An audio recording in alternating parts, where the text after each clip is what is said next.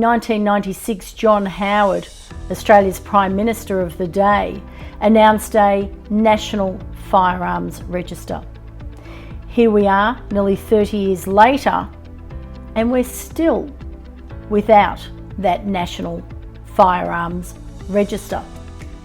The absence of the National Firearms Register means that gun laws continue to vary from state to state.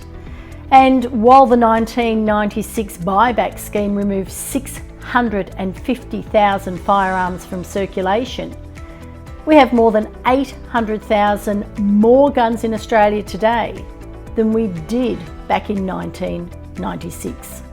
Western Australia has a 10 firearm limit per person. The rest of Australia has no limits, and it is understood that in New South Wales, one particular gun owner has almost 400 firearms.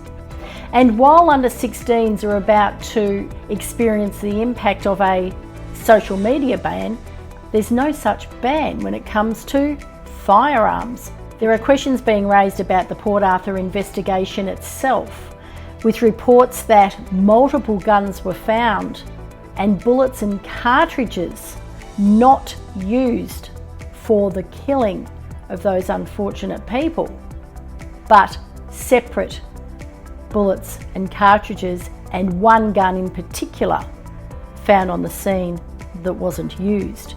But setting that aside, here's what really matters.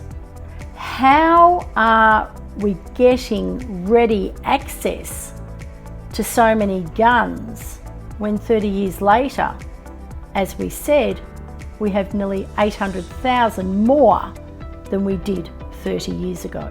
So where does this leave us? Guns can be imported via Australia Post, by sea or air. And we have more than 6 firearm manufacturers in the country. And state laws are all over the place. And then there's Section 119 of our Constitution, which requires the Commonwealth to protect states against domestic violence. Could it be that constitutional complexity is preventing a national gun register?